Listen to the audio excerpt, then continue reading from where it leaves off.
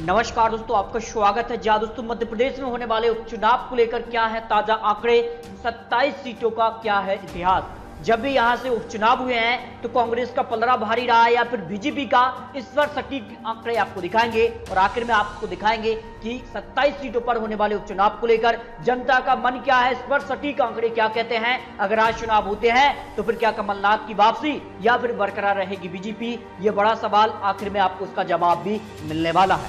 बड़े नेताओं का क्या होने वाला है, क्या जनता इन 25 बागी विधायक जो कांग्रेस से बीजेपी में आए इनको वोट देगी या फिर बीजेपी से पुराने जो बड़े नेता हैं क्या बीजेपी में बगावत देखने को मिलेगी। इस उपचुनाव को लेकर काफी कुछ अब यहां पर सामने आने लगा है, लेकिन जनता का मन क्या है, इससे पहले कुछ और आंकड़े कि जब जब यहां पर उपचुनाव हुए हैं तो किसका पलड़ा भारी रहा है। देश के इतिहास की अगर बात करें तो अब तक मध्य प्रदेश में जो भी उपचुनाव हुए हैं केवल 16 साल में 30 विधानसभा उपचुनाव हुए हैं, लेकिन ये पहली बार हो रहा है कि 27 सीटों पर एक साथ उपचुनाव होने वाला है। लेकिन यहाँ के आंकड़े क्या कहते हैं और कब कब यहाँ से कौन जीता है, कांग्रेस का पलड़ा भारी रहा है या फिर बीजेपी का, इस पर आपको कुछ और आंकड़े यहाँ पर दिखाने वाले हैं। देखिए, अगर बात की तो जो 30 विधानसभा सीट यानी उपचुनाव हुए हैं और 30 के आंकड़े जो निकले थे, इनमें से अगर बात करें तो 19 सीटों पर बीजेपी ने अब तक यहां पर जीत दर्ज की है। मध्य प्रदेश के इतिहास में 30 सीटों पर जो पहले उपचुनाव हुए हैं और 11 सीटों पर कांग्रेस ने अपनी जीत दर्ज की है। इसके अलावा अगर 27 सीटों पर क्या बनने वाले आंकड़े, उसके भी आंकड़े आपको आंकड़े दिखाएंगे। कांग्रेस के लिए अगर बात करें तो 25 विधायक जो हैं वो कांग्रेस से निकलकर बीजेपी में आ चुके हैं, तो ये बड़ा सवाल कांग्रेस के लिए बन चुका है। क्या वो अपने लगातार विधायक कम हो रहे हैं उसको रोक पाएंगे, क्या बीजेपी अपने पुराने नेताओं को मना पाएगी, ये काफी बड़े सवाल दोनों ही पार्टियों के लिए बन चुके हैं। यानी ये उपचुनाव ना बीजेपी के लिए आसान होगा ना कांग्रेस के लिए। इसके अलावा 30 सीटों के लिए जो चुनाव पहले हो चुके हैं इसके लिए क्या आंकड़े बने हैं। देखिए, अगर बात करें तो 2004 से 2019 के बीच करीबन 30 सीटों पर उपचुनाव मध्य प्रदेश के लिए हुए हैं।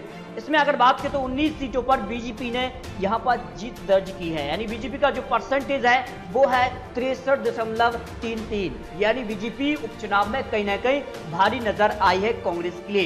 इसके अलावा कांग्रेस ने यहां से 10 सीट जीती है और 1 सीट यहां पर आने के खाते में गई है। तो कांग्रेस का यहां का प्रतिशत है वो है 33.33, यानी कांग्रेस काफी पीछे नजर आ रही है उपचुनाव को लेकर। यानी उपचुनाव के लिए जो आंकड़े निकले हैं 2003 से 2019 के बीच करीबन 30 सीटों पर अब तक उपचुनाव हुए हैं और इन उपचुनाव के परिणाम क्या थे। 19 सीटों पर बीजेपी ने जीत दर्ज की है, तो यहां पर 10 सीटों पर कांग्रेस और 1 सीट पर यहां पर सपा ने जीत दर्ज की है। यानी आने वाला समय क्या होगा, लेकिन फिलहाल जो आंकड़े निकले हैं जिनमें अगर बात करें तो बीजेपी का इस उपचुनाव में पलड़ा भारी नजर आ रहा है और कांग्रेस के लिए जो है 27 सीटों पर जीतना काफी मुश्किल यहां पर चुनौती बनने जा रही है। अब क्या इसके लिए और आंकड़े यहां पर निकलकर सामने आ रहे हैं, उसके लिए सट्टा बाजार हो या फिर कई बड़े एक्सपर्ट लोग हैं उन्होंने अपने क्या आंकड़े दिए हैं, उन आंकड़ों को भी आपको दिखाते हैं कि आखिर मध्य प्रदेश की इन 27 सीटों पर क्या होने वाला है और क्या कहता है इसके लिए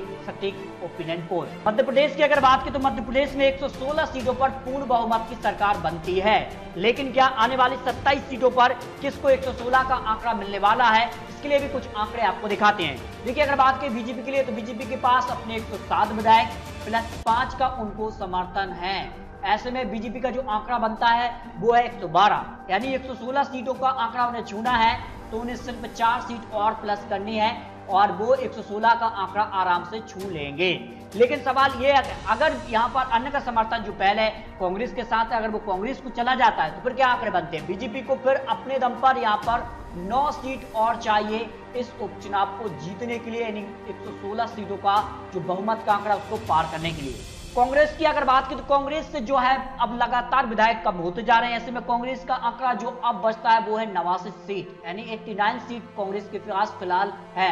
ऐसे में अगर कांग्रेस को 116 का आंकड़ा प्राप्त करना है तो उन्हें 27 सीट और चाहिए, तब जाकर वो 116 का आंकड़ा प्राप्त कर पाएंगे। यानी कांग्रेस के लिए राय आसान बिल्कुल नजर नहीं आ रही है, लेकिन कांग्रेस के साथ भी विकल्प है। अगर उनको पहले जो 7 सीटों का समर्थन मिल जाता है तो फिर कांग्रेस को यहाँ पर 20 सीट और चाहिए, वो आसानी से जो है सरकार बनाने के लिए आंकड़े तक पहुंच जाते हैं।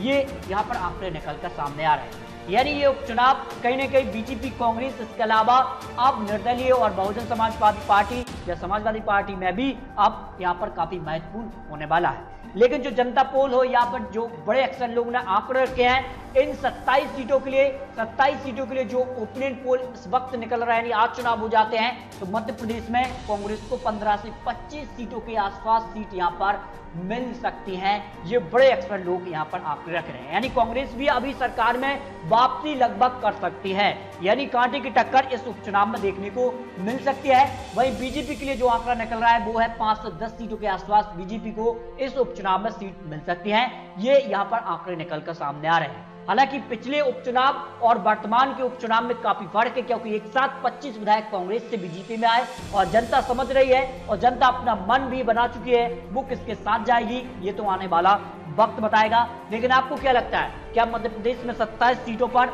जो चुनाव होना है, क्या उसमें बीजेपी को जो है इतनी सीट मिल पाएंगी कि वो अपनी सरकार बचा पाएंगे या फिर? लेकिन कांग्रेस की बात करें तो 27 में से 27 सीट यहां पर कांग्रेस को दिखाई दे रही है, ऐसे कांग्रेस के कार्यकर्ता हो या फिर कांग्रेस के बड़े नेता हैं वो मानकर चल रहे हैं। लेकिन आपको क्या लगता है, कांग्रेस को कितनी सीट मिल पाएंगी? अपनी राय कमेंट बॉक्स में रखिए और आने वाली जानकारी के लिए आप इस चैनल को सब्सक्राइब भी कर लीजिए।